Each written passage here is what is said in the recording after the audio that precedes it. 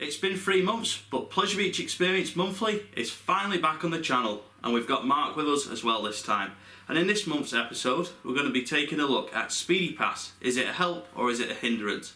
We're going to be looking at new rides in the UK. Is there too much pressure from enthusiasts to get new rides in all of the UK parks? Also, we're going to be talking about a new ride that is confirmed in Flamingo Land's 10 looping roller coaster. And Halloween's nearly here. So let's go to the intro and then we'll see you after it.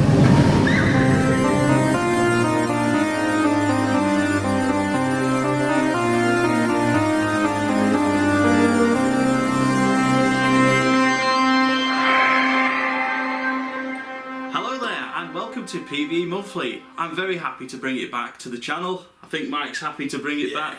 Mark's happy to be in. I think it's your first appearance ever. First one. Yeah, first one. So welcome to PVE Monthly. Going to be a regular fixture now. Good. So yeah, we've got plenty to talk about because, like I said in the intro, it's been 3 months. But we're going to start with Speedy Pass. Is it a help? Is it a hindrance? Is it good in some parks, bad in others? We're also going to be displaying some comments on the screen because we put out in Pleasure Beach Experience chat on Facebook asking people, do you like the Fast Pass? Do you not like it? Where's it good? Where's it bad? So we're going to be displaying some of your comments on the screen as we talk about it. We'll try not to go on about it for too long, but it's something that gets debated quite a lot, especially on forums and on Facebook, and it's something that comes up at Pleasure Beach so often, whether Speedy Pass should be different, should it be there at all. So start with Mark. Are you a fan of Fast Pass firstly? In the right circumstances, I am.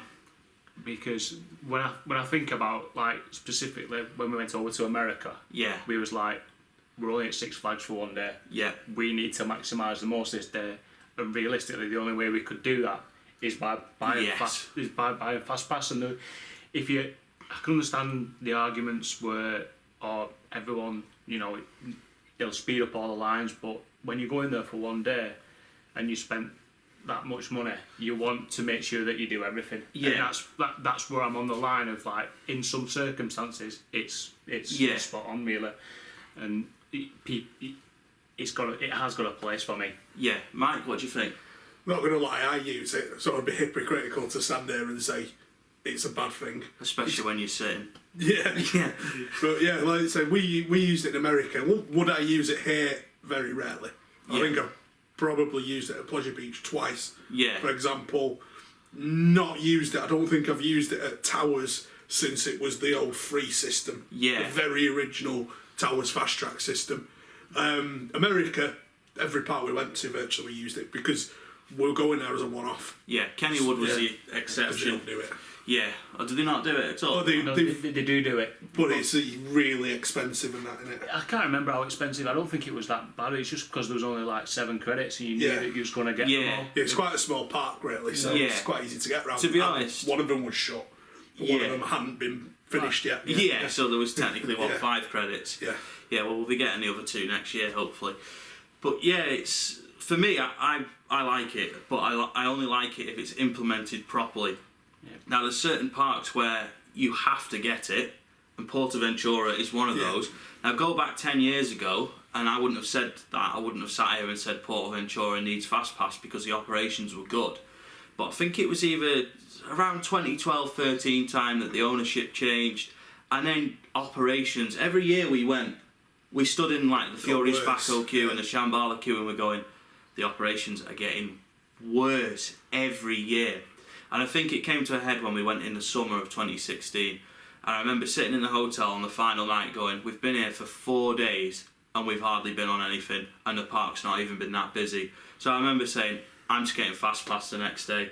And it was well needed, and we got on everything that we needed to.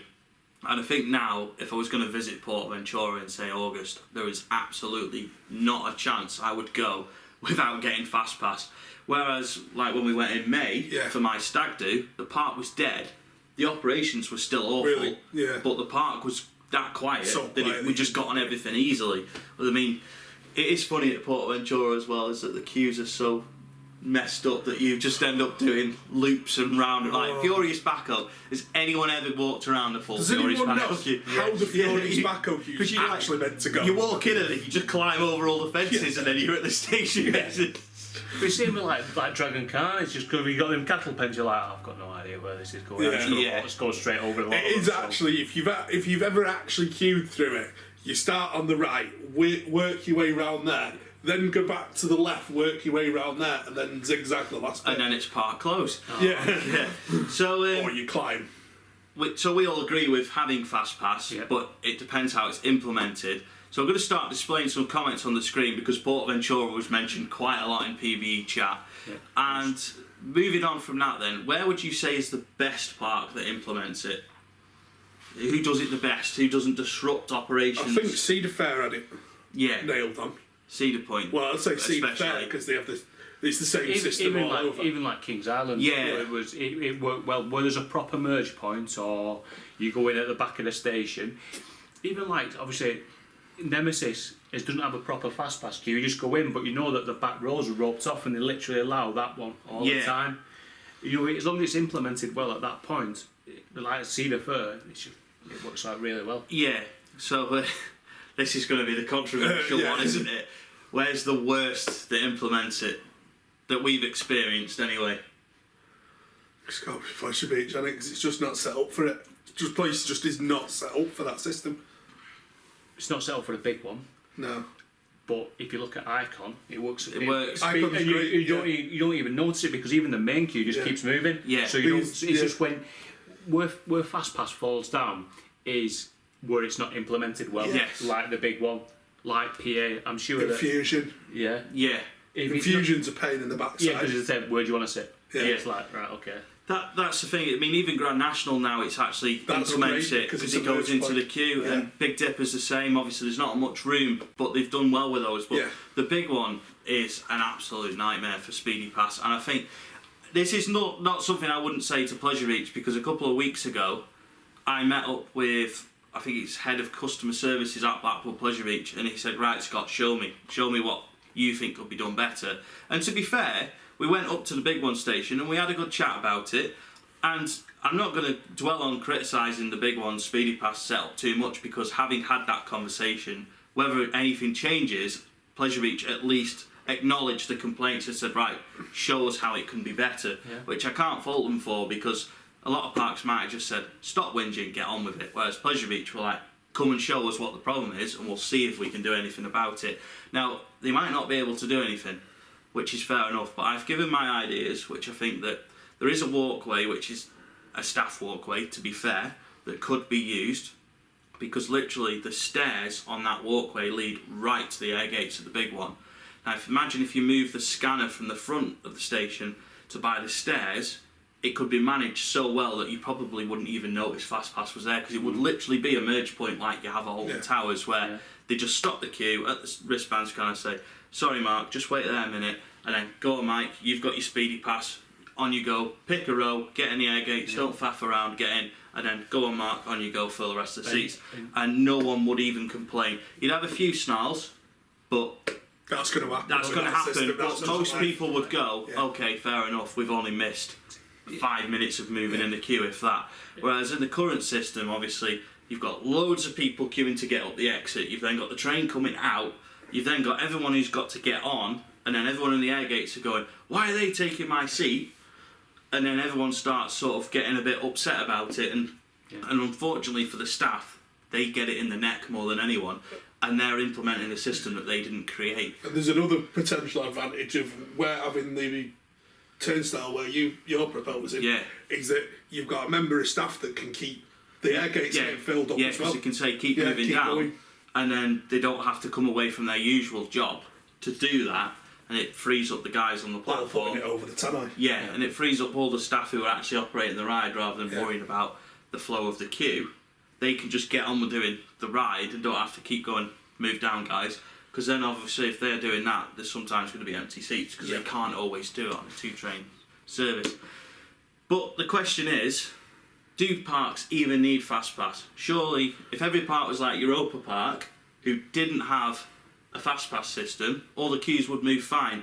Or does it not work when a park's operations are not as good as Europa's, because they are incredible? Well, I think that it's been pointed out a few times, and there's a few of the comments suggested this, that where it's deemed as necessary, it's making a bad situation worse at times. Yeah. That's been noted. I think in this day and age, it's a necessary evil. Yeah. It makes too much money for parks Yes. to not have it, and that's the thing. It's now become so much of the culture of theme parks and amusement parks worldwide. Everywhere bar. Obviously, Disney's got the free system, which is well noted as being patented, so no one else can use it. Which is why Tower's system started getting charged for. Yeah. Because it was basically copying Disney's. Yeah. And Europa Park choose not to have it. Yeah. Other than that, the thing is, I remember having a conversation with Pleasure Beach, like someone from Pleasure Beach years ago, and we said, why on earth have you introduced Speedy Pass? What was the need? And they said, well, the public expect it. And the problem is, like, when Pleasure Beach didn't have Speedy Pass, you think how quick the big ones queue used to move. But from a general public perspective, if you went to Pleasure Beach and you'd never been before and you turned up and you didn't know the operations were good, and you saw big ones queue all through the extensions, you'd go, F that, no chance. I'm not waiting in that. No. And then it might seem like a lot longer queue if you don't want to wait in it. But one thing I do like is that I think a lot of parks should do it, is what Wallaby do, where they have the signs where it says if it's on one train the queue is this long, if it's on 2 trains the queue will be this long. I think that's quite helpful. Yeah. Of course, it doesn't always help because you don't always know if a ride's on 1 or 2 trains, but I'm sure on their signs they do point out if it's on 1 or 2 trains. There is they did it on Condor. Yeah. And it said if it's on 1 train, it's this point. Yeah. And if you're in a queue, you can literally see. You'll be able to see one and be like, oh, there's 2 trains. Yeah. I think Europa Park do it as well. Yeah. Europa Park have tiered signage to that effect. Which does help people because they know exactly how long they're going to be queuing for. So I think we've established that we all agree there is a place for Speedy Pass and Fast Pass, however you want to call it. It's just a case of how well it's implemented. So let us know in the comments, which park do you think implements it worse, which park implements it the best. Also, do parks need Fast Pass? Do you buy Fast Pass?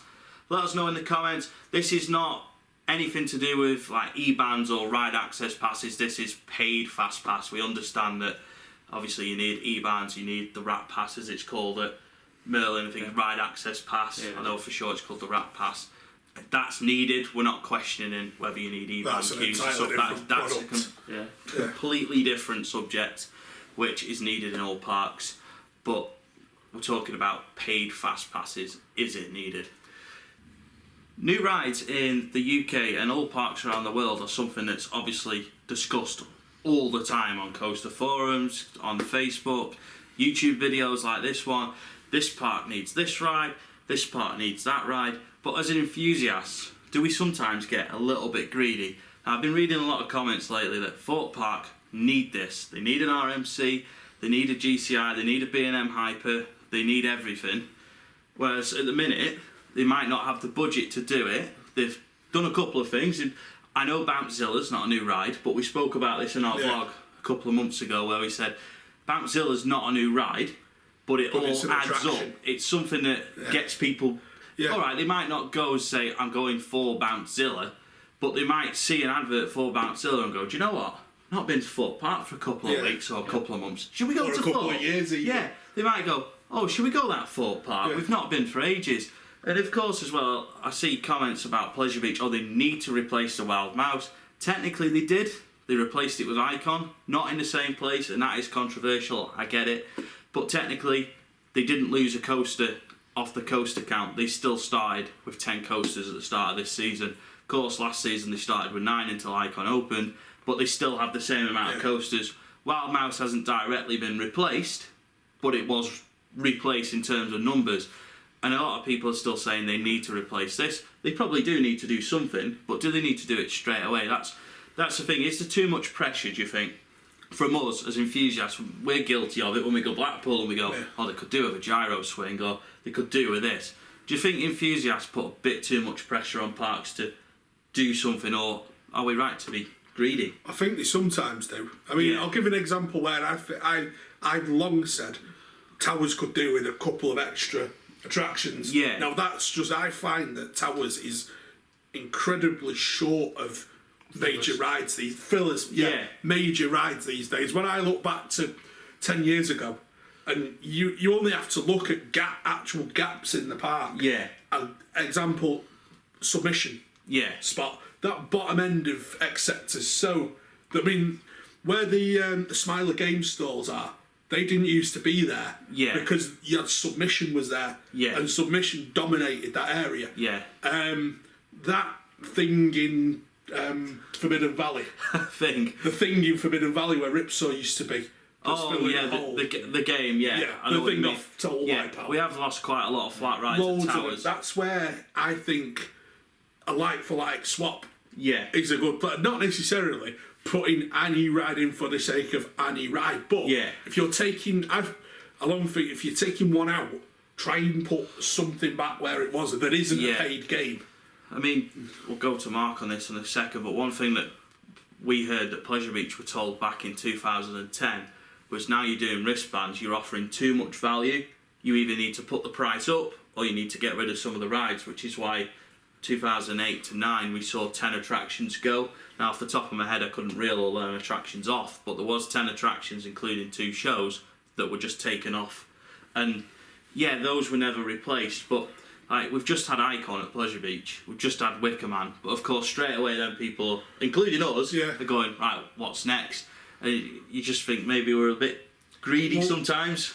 Possibly. I mean, I think that's coming from us who like, you know what, I'd love to see this, I'd love to see that. I don't think, for me personally and us in general, I don't think we'd be like, oh, it needs this, it needs that. We're doing it more from a point of, this is what it could do with to do it. But you do see, like, for example, for Park, you can say, like, oh, it needs to be an MI pod, it needs to put this RMC in, it needs to be a GCI. Whereas you think, this year, we've had probably the best times at Fort Park. We have, You know what I mean? And that's because of the whole ambience of the place. So from us, it's like, you know what, I'll go to it regardless of whether it puts something new in, but don't get me wrong, I'd love to see... Something would be nice. Something would be nice, but does it... What I mean is, are we reliant on it? Do we need a new ride to go to Fort Park? Say next year, do we go, right, they've not built an RMC, which we know they're not going to do next year, or they're not going to do anything like that, of that scale for next year. I don't think anywhere in the UK other than Polton's Park are going to have a big thing happening next year. Well, Flamingo Land, obviously. But apart from those parks, we're not going to see something like Icon or like Wicker Man or like the big one or Stealth happen, are we? The thing is, I think where we tend to come from, we do something about Pleasure Beach, is what would be next. And it's not, when we made a point of this, when we said about, right, Icon's been built, what might happen next, we went, well, we might have a Matt Big Dipper, but it'll be 4 years, 5 years in the future. It's nice to speculate. Well, demand that somewhere builds a new ride. I mean, I often think that just sprucing the place up, and it's quite often a lot of money. Pleasure Beach spent a fair bit of money on that arcade, doing the front of it up. When you think about it, and now it's all come together. It looks really smart. It looks better than it did. And I don't know, it's not much. I know it's quite dull coloured, but it looks better than the Bolodrome. Well, considering that the front was hanging off it. It needs something needed doing. They've replaced it. They've replaced it. They've done it up. Not everyone agrees with the modern style, myself included. I prefer the older style. But do they need to replace the Wild Mouse? Necessarily. No, not instantly, no. You don't think they instantly need to replace it? Because obviously when they took it out, they said it was for new development. For new development can be like, right, okay, what can we put in this place? It's, you can't just like put Icon together and then immediately start working on the next thing, and it'll be a year. It takes time for it to go through all the planning stages. I agree. You know, and they may have taken it out and gone, right, okay, what can we put in this place? What would work well for our clientele? And that'll take time. Market research. There might be different options. It might be a ride. It might be a show. It might be a renovation of the FY4 area. Might be a new food place. Or retracking the big one, as an example. Which isn't going to be a cheap job, is it? Let's be honest. That's effectively building a new coaster. Not far off. Obviously, the amount of it that needs to be likely needs to be done in the foreseeable future. Well, we know in the next couple of years that it needs done. There's going to be bits of it. I mean, they started on it last winter. I mean, I'd imagine that this winter that work will carry on. You can tell now what's been done because the track's different colour. Exactly. Because they're already going. We was on it like a couple of months back, and you can see them painting it. And you're thinking, right, okay, because that's not going to be cheap. Getting paint to do that up, especially around the new hotel. So that'll be or that's adding something to the park. That's another investment. They're investing in it to look better, so that more people will come, more money will come, and then the ride can follow. Yeah, well, that's why with Thorpe Park, a lot of people criticise them, saying it's been 2012 since the last coaster. I just got thinking of that meme in my head. It's been 84 years. Obviously, it hasn't been 84 years. It's only been 7. But you just got to think that they will do something eventually, and they will be planning for something. I'm sure as well that the type of land that Thorpe Park sits on comes into it quite a bit. And something, as an example, you would think Loggers Leap will go. That's the obvious place for a replacement, but it probably isn't. Well, because that land might not be suitable for a big coaster. Yeah. Or there is the fact that Thorpe Park has consistently over the last 15 years expanded its actual landmass. Yeah. Quite. Where Stealth and the Swarm are built wasn't there 15 years ago or 20 years ago. There's a big bit of land behind Swarm. Massive bit of land. Which a little bit of it has been cleared. Yes. Whether that's been done with the intention of planning to put a ride there eventually, I don't know, but I do remember when the Swarm opened and we all went on it and we were saying, look at all that land behind it, surely they're going to use that at some point. There is so much land in that area that we don't know if it's Thorpe's or not, but you have to think that at some point they've got a plan to replace the coaster. But I think every time Thorpe posts something, whether it's about Fright Nights, Bountzilla, offers, the first comment you always see is RMC 2020 or RMC this or replace the Loggers Leap with this. And it's like B&M Hyper all the way down the back. You just got carving in the tree and the Colossus queue is still coming up. Yeah, I know, I can't believe it. How long's that been there for now? I don't know. About 2 or 3 years, it's such a classic troll. Whoever did that. Whoever did that is a legend. But yeah, we know they're not doing an RMC for 2020, and I predicted recently in a video with Becca that I don't think they'll get an RMC at all. I think they'll be a Woody.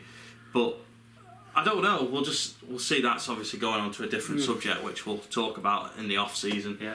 Then we're going to be saying, oh, this park could do this park could do that, and then come back to this conversation. But do they need to do it? Not really. I look at Thorpe and I think they've got a really good variety at the moment. I like what Thorpe have got. What, 5 or 6 very different coasters? Yeah.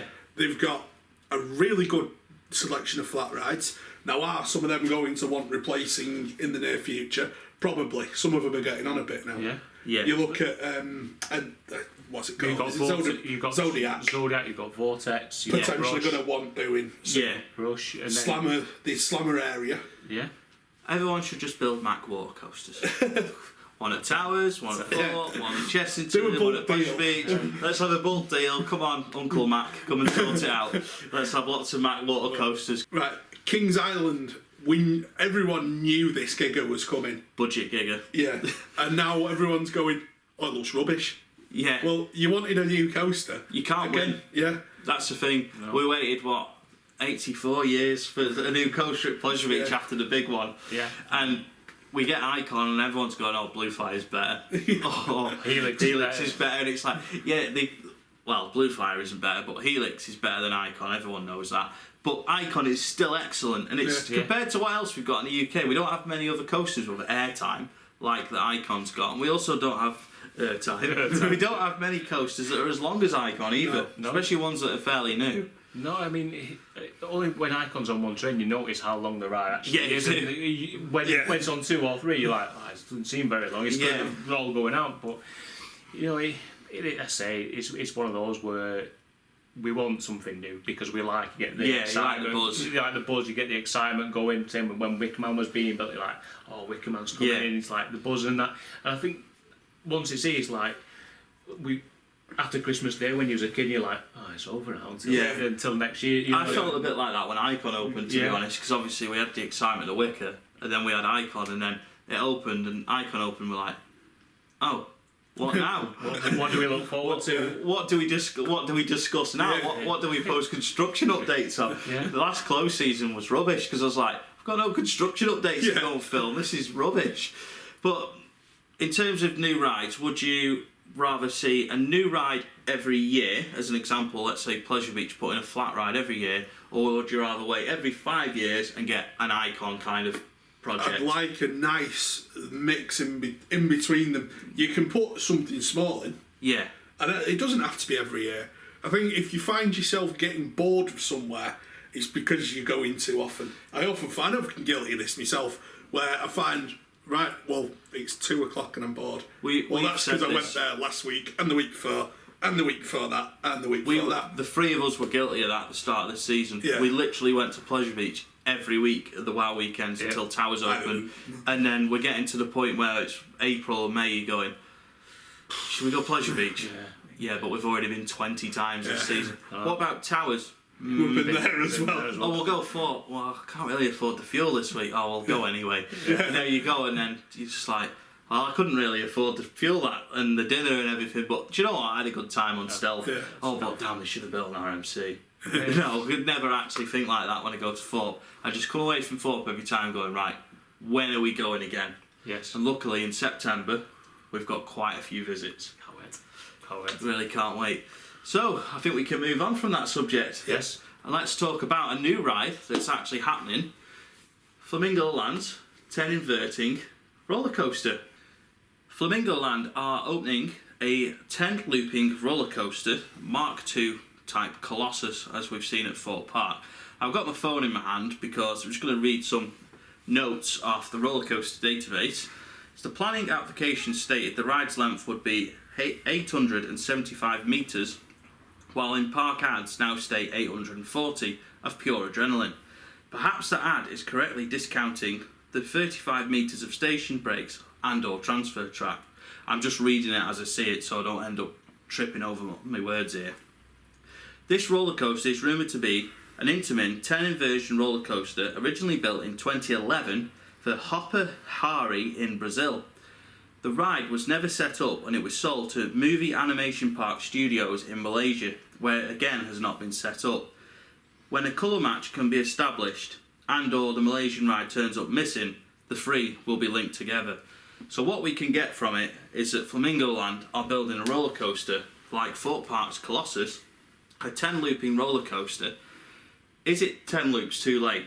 Is it something that was, good in 2002 when Colossus opened? Is it too late for this kind of coaster in the UK? Or because it's got different trains than Colossus, it's got the lap bars, so we believe. Is it too late, or is it the right thing for Flamingo Land, Mike? What do you think? Well, I think that certainly for Flamingo Land, it's the right time for Flamingo Land to build a big coaster. Yes. Because, let's be honest, I don't count Hero as a big coaster. No. And I don't count Mumbo Jumbo as a big coaster. In fact, I count them as medieval torture devices rather than coasters. They're horrible, wretched things. So, realistically, Flamingo Land needs a big coaster. The last one was Kumali, to be fair. Really, they've spent years building clones of the same ride. There's about 6 kids' coasters that are all near as makes no difference, identical. Now it's time to build something bigger. Yeah, and that's what they're doing. They've obviously done, like Mike says, they've got Hero, which does a similar thing in Coney Island, there's similar elsewhere. There's also very similar rides to Mumbo Jumbo elsewhere as well. But Mark, is this the right coaster, or should they have gone brand new, RMC, Woody, something like that, or have they done the right thing? I think they've done the right thing. So they've got it, and they're not going to be spending an awful lot of money on it. It's ideal for the park. It's like a no-brainer type of thing. It's literally like, we can get this, let's put it in. It's a big thing for the park, and obviously as enthusiasts will be like, there's other things out there. But the general public will be like, that's 10 looping coaster, lap bars, I'll have some of that. And when they go for the holidays to like the caravan parks and that in the area, I'm sure there'll be leaflets on all of them, and everyone will be like, oh, we need to go and ride, that's brand new for this year. They won't know that it's gone to 2011. They'll be like, oh, 2020. They're not going to know where Hoppy Hari is. Well, they're not going to crack out RCDB and go, oh well, and they're not going to read out what I've just said. They're not going to go, it's come from Brazil, it's come from Malaysia. It's not new. They're just going to go, new roller coaster. A bit like when Infusion opened at Pleasure Beach. Yeah. The people who knew it had been at Southport, they knew, but a lot of people still don't know. To this day, I have to explain to people that used to be traumatising. People don't get it that was there, and this is what's going to happen here with People are not going to care where it's come from. They're not going to care that it's come from Brazil. They're not going to care that it's come from Malaysia. They're not going to care that Thorpe Park have got something similar that was opened, 18 years previous. Yeah. They literally won't care. They'll turn up in their caravans, or they'll turn up in Yorkshire and they'll see leaflets in service stations, wherever they're staying, and they'll go, we have got to go on this ride. I think it's a cracking decision. We're in the area, on holiday. Go and do it. Yeah. I think they might even, knowing what Flamingo Land are like for the marketing, which is brilliant, because I keep seeing adverts for the place. Same here. Living in Manchester, I keep seeing adverts for the place. That's going to get people going up there. Well, they're going to get enthusiasts who have not got season passes for a start. We're going to go. And you're going to think every coaster enthusiast we know, especially those who count coasters, they're going to go and do it. Most of us. They're going to do it because, as well, if they've not been to Flamingo Land, say, since Mumbo Jumbo was built, or before Which then, I haven't. they've got credits to get there as well. And I think a lot of people might have never been there from the south who go, right, okay, let's go. Yeah. And I think it's a cracking move, and I think that they're going to have a great year. I mean, their numbers are good anyway. Yeah. They tend to... I mean, I don't particularly rate Flamingo Land, really. If you've seen our vlog from April, I said in that vlog that they need more coasters that would attract me back to go again. Because it's not the kind of park without some more coasters where I'd go, I have to go every year. It takes 3 hours to get there for me. So I'm really pleased that they're doing something, and for the first time ever, I'm going to visit the park 2 years running. Because as soon as it opens next year, I'm going to be up there. Yeah. It's one of those parks where it literally now has something for everybody. It's got a big coaster in. It's got a zoo if you've got small children. You've got kids rides. And this is exactly what they needed. Yeah, and as well, the GP are not going to be going, oh, I don't like that Hero, it's torture device. They're not going to be saying mumbo. They're just going to be going, that is a terrifying ride, and I loved it. Whereas us enthusiasts are like, oh, that's a B&M. Whereas general public are going like, oh, this is mental. I'm going on that ride. They will still get people comparing Hero to Air. That aren't enthusiasts. Yeah, they will. To be honest, everyone compares Infusion to Nemesis. Oh, it's like the Nemesis at Alton Tower. How often do you hear that in the queue for Infusion? It's not. I get the point. I get the point. Yeah, it's a similar sort of. It sits under the track and it goes upside down. Therefore, it's the same ride. You can imagine though, like with the general public, it'd be like 10 inversions and I've got a lap bar. What is this? But you can just literally get comments like that, but I can't now. Yeah, you're like, I'm going to have to wall you. And you can see it and they'd be like, I'm terrified to go on this. So. I mean, let's face it, people still say on the big one, it should have over-the-shoulder restraints. I am so glad it doesn't. But you get those comments. So people are going to look at it and go, oh my God, I've got a lap bar and I go upside down 10 times. But they're going to go on it. And they're probably going to love it. Because I'd imagine as well, I don't think it's ever run. No. It's going to run pretty well, and it's going to be easier for like me and you to get in. Because it's well known and it's difficult to get on Colossus. Well, I've been on Colossus once, and that was 15 years ago. Put it that way. I've not been on it for probably 7 years. I've tried to go on it on opening weekend, and the restraint sat on my thighs, and it just hurt me before it was locked. And I just said to the ride up, "Can I get off, please, mate?" Because I just knew that on the barrel rolls it would hurt. Whereas if it's just a little lap bar that's not sort of forcing your feet down, I think it'll be all right. But never say never. It could be painful. But I think they've made the right decision. I really do. And I said I'd give them a bit of stick in April. I said that they needed more big coasters that would get me going. And they've got one, so I really can't complain. Because it would be very hypocritical of me to have said in April that they need more big coasters, and then when they get one, they go, oh, yeah, but it's crap. I'm not going to say that, because I'm going to go on it. If it's not very good, then I'll give my opinion in a video. But if it's good, then I'll praise it as well. And we'll hopefully be able to do a POV on it when we do go up, because you can do POVs at Mingo Land. The thing is, I don't think there's a lot wrong really with the Colossus layout, other than that I think the barrel rolls are a bit OTT, but they were put there for a point. I don't think there's a lot wrong with the actual layout of the ride. I think just the only thing that ruins Colossus is the trains. It's uncomfortable for someone like me. You know what I mean? And if you think it's uncomfortable for someone like my size, like that's not really a big train. No. So that's the thing. It's like you say you've not been on it. I was there when you went on it in 2006. I only just got on it then, and it was a lot smaller than I am now. I struggled to get on it because of my height. Mike looks taller than me at this point because of the way that was sat. I'm kind of in the falling down the hole of the couch here, but yeah, it's I struggle with my height getting on it. So it'll be interesting to see the difference in the trains, but also it might encourage me then to go and try out the other Colossus models. There's one in Italy with lap bars. Yeah. Might have a look then and go, right, might try and do a couple more of these as well. So yeah, I think we're in agreement about that one. Yep. Let us know in the comments what you think. Will you be riding Inversion, as its code name is, at Flamingo Land? I hope they do give it a different name, but we shall see. And just for the record, I don't think it cost 24 million. No. But that's for the park to disclose, and not us. That's just me taking a guess. Put it to a comparison, Infusion cost 9 million quid. Yeah, but it was originally bought for 2 million. 3 million quid, yeah. Yeah. Classic inflation. Yeah. Right, let's move on to the subject that me and Mark can't wait to talk about. Mike, you might as well go and have a sleep, because it's not really your thing. Halloween's coming! Yes, it is. Yes, can't wait. So we're going to have one more drink, and then we're going to talk about Halloween, but we're not going to bore you, so we'll try not to talk about it too much, but we're just going to talk about what we're planning to do, what we're looking forward to, and what we're going to be doing on the channel in terms of Halloween coverage. So, we'll see you shortly. I'm excited! It's gonna be so fun! Come on, let's go!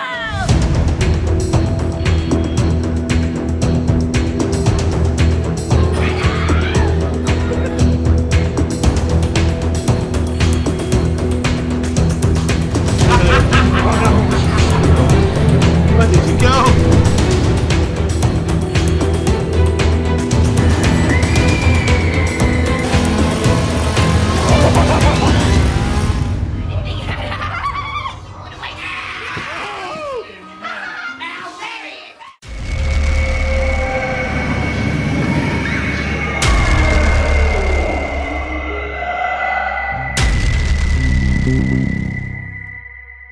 It is the most wonderful time of the year, and I don't mean Christmas, I mean Halloween. We have got the biggest Halloween schedule we've ever had on this channel, or just ever had in terms of the events we're doing. So before we get into what we're looking forward to, where we're going and all that sort of stuff, I do want to say that when the Halloween season starts, this channel is not just going to be full on Halloween. It's not going to alienate people who don't want to see Halloween footage. In between doing the Halloween events that we're doing, there's going to be POVs, there's going to be other theme park vlogs. We're still going to be doing a couple of theme park trips in between the Halloween stuff that we're doing. I've been hoarding POVs and off-ride footage for the Halloween period to sort of pad it out, so it's not just, right, okay, it's September, Halloween through to Christmas. It's not going to be like that. There's going to be a good mixture of Halloween events, Halloween POVs, vlogs, reviews, but there's also going to be other theme park footage as well. So if you don't like Halloween, please don't worry. Well, there is going to be plenty for you on the channel still. But for those who do like Halloween, there's going to be plenty as well. So shall we go through this? Go through the list. Master list. So Halloween starts for us on the 13th of September at Farmageddon, which Mike can't do and Mark can't do, unfortunately. But we are going Thorpe Park the next day for our Thorpe Park event. So unfortunately, it just didn't quite work out for you this time, and Mike's stuck in work, but there's going to be a couple of us going. We'll be vlogging at that one. Was allowed to film in the mazes last year at Farmageddon. Not sure if that's the case this time. It doesn't say in the invite to the preview night this time that we can do it. Last year it did say that your challenge is to make a video even though it's dark, so I'll ask on the night. If we can't film in the mazes, we'll see what we can do in terms of getting some actor interaction and all stuff like that, but I do think that they've actually upgraded a lot of what they're going to do this year. I've been reading that they've changed their out of maze entertainment. There's going to be a lot more going on outside the mazes as well, which we found there was a lot initially. Yeah. But then once the mazes opened, there was no real actor interaction once they're outside, whereas this year they're looking to change that, and they're looking to have characters in the queues as well and stuff like that, so that'll be decent. So moving on, after Farmageddon, our next Halloween event will be Thorpe Park Fright Nights, which is an annual visit for us. Every year we always go to Fright Nights for Thorpe Park, and it's always excellent. Looking forward to doing that. That will be followed by Extreme Scream Park, where we've never been before. That'll be me and you going that one. I don't think Mike can come to that one. Don't think so, no. No, so be me and Mark. Looking forward to that one. Can't wait. Don't really know what to expect. No, it's very, very limited on what's available to see, but sometimes that's the best. You don't know what you're going, you've got no expectations, so we'll see. We're a bit like that with Tully's last year, weren't we? Exactly. there was a lot of hype, but we didn't know what to expect, and it just blew us all away. It was just a crazy night, but a great night. If you've been to any of these events that we're talking about, please let us know in the comments if you are a fan of Halloween, of course, and let us know if you're not a fan as well. I know there's a lot of people who don't like it. They feel like it's taking over the theme park season in October and, well, September now as well. But yeah, be sure to let us know in the comments if you do like Halloween, and also if there's any events that you've been to that we're going to and you think, oh, that's really good or that's really rubbish. Be really interested to see your thoughts in the comments. Been watching quite a lot of the vlogs from other channels of the places we've not been to, and it's interesting to see what people's opinions are on these. So getting back to the list, we're possibly going to be going to Scare Kingdom.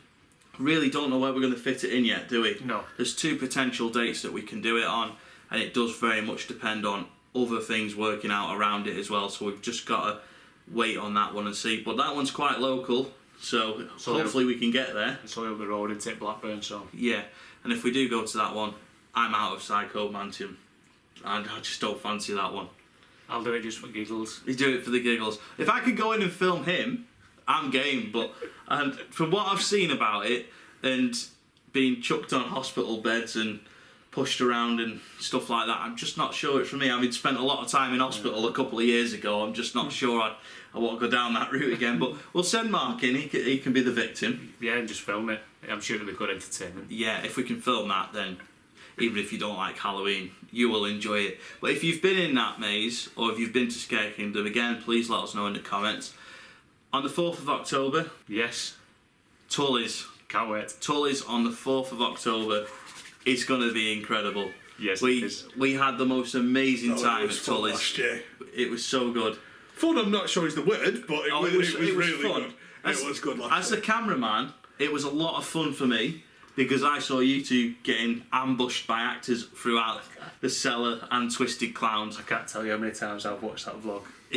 Literally incredible. There'll be a card in the top of the screen. Please check it out if you're a fan of Tully's or Halloween. Tully's is a great event. If you're not sure about attending, like I say, please check our vlog from last year. You'll definitely want to go.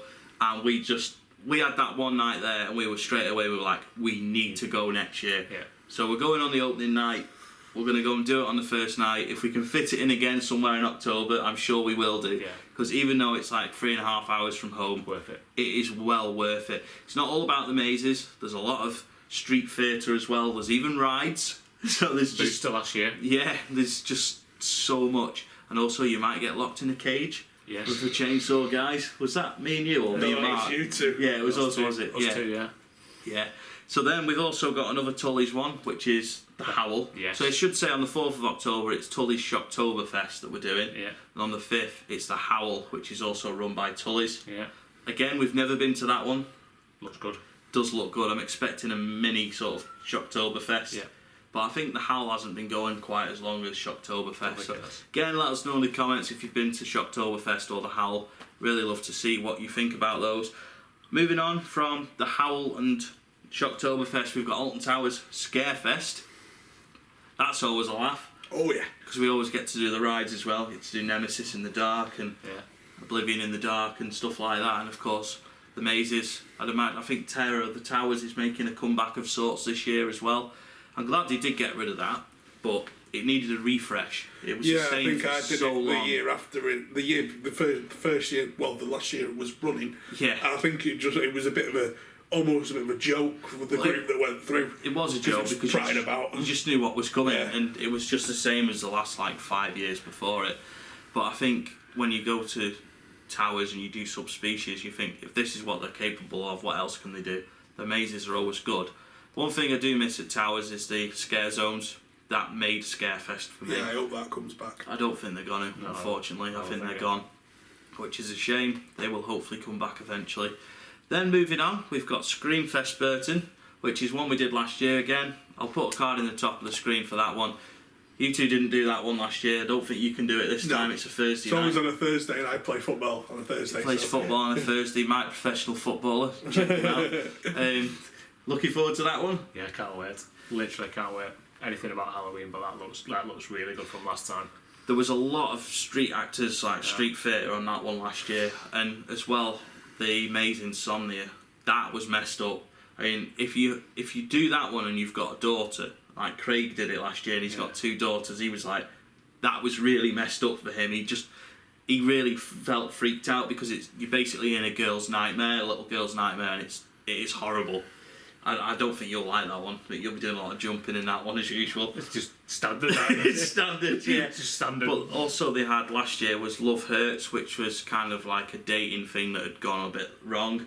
That one started in a toilet, which is a toilet cubicle, which is quite interesting. Yeah. Looked like a night out toilet at the end of the night. That was and it stunk like it as well. The smell pods were good. Well, that one was a really, really good maze. I was really impressed with that one.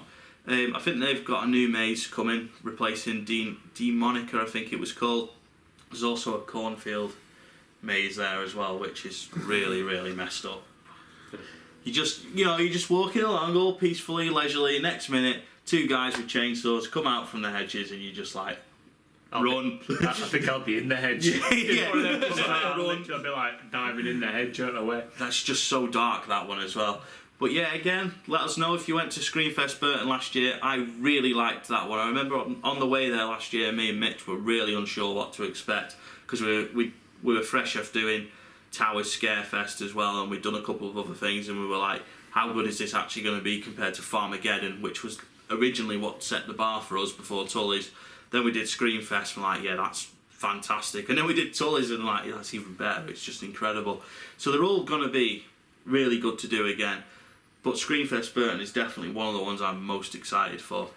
Following on from that, we've got Hallow Scream, which is up in York, at York Maze. Yeah. I think Mike's coming that one. So don't worry, he will be having some appearances at Halloween, we hope. Hopefully doing some squatting with the zombie nurses at Tully's again. We'll try and get that arranged. Yes. That'll be excellent. Not sure you want to do that, but we'll try and get it arranged, eh? It's the only time I've ever seen him go that quiet. It's the most nervous Mike's ever been. It was funny, I've got to say. So following on for Hallow Scream, we don't really know what to expect. We've not been. Not been. You've seen it. It looks like another mini Tully's, so can only be good things. Can only be good things. Yes, definitely. They've got a lot of street theatre, plenty of mazes, plenty of different style mazes by the looks of their website. They look very different. Yeah. Shout out to Tom and Stace. I gave your vlog a watch the other day from there last year. That was a good watch. Really enjoyed that, and it did get me hyped up for going to that event. So, cracking job on the vlog if you're watching. Yeah. It really showed the event. It's really good, that one. So I enjoyed that. It was a good watch. Then we've got other end of the country, Frightmare, which again I don't really know what to expect, but heard so many good things about it. If you have been, let us know in the comments, please. Love to know if you've got any tips, which mazes to do first, what time should we turn up, is there anywhere decent to eat there, sort of things like that. So much entering into the unknown this October with the mazes and stuff that we're doing, but that's good because I'm looking forward to that. And then we've got the following week, Screamland Margate. Now that is a trek for us. 5 hours, isn't it? 5 hours, and we're going to be doing it in the afternoon, so we're going to hit the M25 at about 5 o'clock. Rush hour. Fantastic.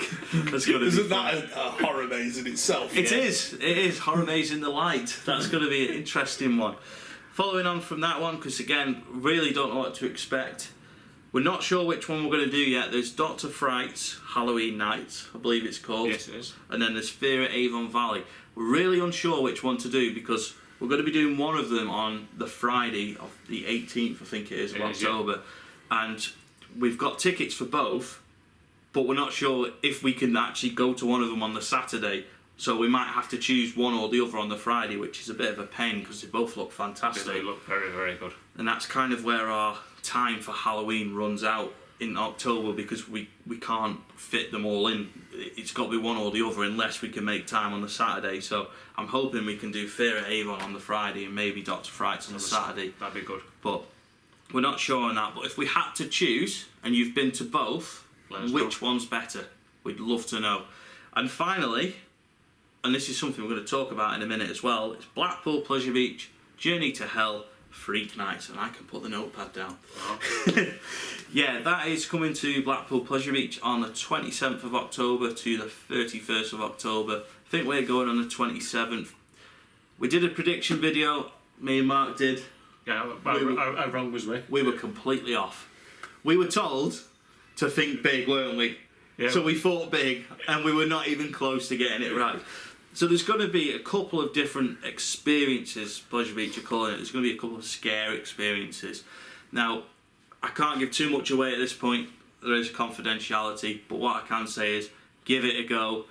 It might look pricey on paper, £29, but it is going to be worth it. They're completely transforming the park. It's going to be a full experience. It's going to last well over an hour. It's going to be so many different scenes, so many different actors, and it's going to be messed up. I've seen some of the concept art. It is going to be very, very, very messed up. I've seen the posters, I've seen the pictures on the website, I've seen the write-up. Know quite a bit more that's been put out there as well, and it's just, well, it should be out there by now. At the time of filming, not all of the information's out there. I hope by the time that this video's on, you'll be able to go on the website and see all of the information, but it is, just in case it isn't all out there, I'm not going to put it all out in a video, just in case, but give it a go. If you're going to be in the Pleasure Beach at that time of the year, or you're thinking about it, give it a go. Mark's terrified because there's going to be clowns involved. Yeah, but he doesn't say it on the first page. When you click into the frequently asked questions, it just appears like in the middle, like clowns. I was like, you didn't tell me there's going to be clowns. I think it includes a ride and icon as well. It does. It does. It says like it does include one coaster, and then above it it'll say like icon. Yeah. The fearful icon, and then below it says height restrictions. Yeah. And it's like, yeah, it's going to be a ride and icon. Yeah. Don't know how that's going to work into a horror maze. So that'll be interesting. But I wonder if they're going to build something around the area. Build up the area. Yeah, in the path, either from coming from Avalanche up or from the big one, yeah, possibly. Possibly. And use the queue line. Yeah, be interested to see what they do anyway. The queue line could be escaping into something, and then you get on the ride and you've escaped. I don't know. Could be like the end or something like that. Yeah. I get the feeling that it's going to go round. Obviously, I may be totally wrong, but I get a feeling it's going to go round the park in like intervals. It's like they're definitely going to be using the hedge maze. Yes. Without doubt, 'cause it literally says skirt maze, and you look in the background and you can just slightly make out that it is the hedge maze behind it. So I can't wait for you to all see somewhere else that they're using. It's just somewhere totally unique. I can't wait. I was a bit like unsure of it to begin with, like how they're going to work it, but now they've started releasing stuff and you're like, you know what, this could be very, very good, this. Yeah, so give it a go. Journey to Hell, Freak Nights of Blackpool, Pleasure Beach. Now before we move off the subject to Halloween, Mike, you're not the world's biggest fan of the spooky season, but is there anything in particular that you're looking forward to? Tully's again, definitely. Tully's. Really enjoyed that last year. Is that because of the zombie nurses or because of the mazes? Really enjoyed the place last year. There was only one maze that I didn't like in it. Yeah. Last year, and that was the bag overhead one. Vixie. Yeah. Yeah. Don't like that. So you're not looking forward to doing squats this year? I can't wait for that. I think that's going to be the best part. Yeah. We will try and get that like sorted. that. But Mark, is there anything other than Tully's? Because I know you're so hyped for Tully's. You've watched our vlog from last year about 1,000,000 times. It's just like taking away from Tully's, everything else. I mean, I want to experience something new. Obviously, I'm sure if you've watched the Tully's, you'll see how frightened I get. I actually love that. You know what I mean? And I want the howl to be like, I want everything just to come on full at me. And the howl, I think, will be really good. I also think Howl Scream will be really good. And because we're going in totally blind, we don't know what it's going to be like. And you can't get any POVs. It's going to be the first time you're like, they're going to come out of everywhere. Yeah. And I am so hyped. I cannot wait for Halloween. If you're a scare actor watching this, and you see us filming in a maze, with permission of course, this is the man you want to target. And I don't say that because I don't want you to target me. I'm quite happy for you to target me, but if I'm filming him, please, or for Mullet actually, go for him and go for Mullet. Especially if you dressed up as a clown. Yeah. Mullet's scared of anything. Yeah. But clowns and Mark, they're just, nah. Doesn't go down well. I'm thoroughly expecting this time to be at one point carrying a corner. He really will, actually, to be fair. You know what I mean? I can thoroughly expect all these actors are going to go, yeah, we're going to get him. And literally, I will be carrying a corner. Like, no, end it, please. I just can't wait for Twisted Clowns at Tully's. Just can't wait again. I can't wait for that. I can't, even like the Tully's, the two new mazes, I think will be really, really good. I think if anything like the rest of the park, them two, obviously there were at least one of them by the time this video goes on. Yes. So I'll be up there. I'll be like, this looks good. This looks good. So. Yeah, at the time of filming, actually, in a couple of hours, Tully's are releasing their first maze information for this year. One of the new maze. So obviously, at the time of filming, we don't know what it is. But by the time this video's out, it'll be released. They might have even released the second one as well. But I'm just so hyped for Tully's. I just remember last year getting back to the hotel after we'd been. I was so tired, and I was just like, do you know what? I've had the most amazing night, and I've never enjoyed a non-theme park trip with what is essentially a theme park group of us, where we've gone on no rides, but we've all come away going, we have to go there again. And I come away from most Halloween events saying I'd love to do that again, whereas Tully's it was not I'd love to do it again, we have to do it again, we must do it again. And for the last month I've been watching vlogs from loads of other channels of Tully's going, right, what did we miss last year? Because obviously we only did it one time, whereas quite a lot of people did it quite a few times. And I'm just thinking, we're probably only going to get one visit again. We need to maximise the most of it. We've got to make the most of it. We're going to be there for the full 6 hours, and it's just going to be probably one of the best nights of this year. I just absolutely loved it last year. Maybe we're overhyping it a bit too much, but I don't know. I just don't see how it can fail to deliver. It was just incredible last year. There'll be plenty of scares, so it's always going to deliver. I reckon they will ramp it up. Same way like Thorpe and that, they're going to ramp it up. It's going to be, this year's going to go another level again. Yeah. And I cannot wait for it. Thorpe Park's going to be better than last year. There's no doubt about it. Thorpe are going all out to make sure this year is incredible. Yeah. I'm looking forward to it. So a week from this video being released, we'll be going to Farmageddon. Looking forward to going there again. I'll put a card in the top of the screen, either side, whichever side it is. And that was a good night last year. But I always enjoy spooky season. I enjoy more than just the scares. I enjoy the whole atmosphere, the ambience, the interacting with characters out of the mazes.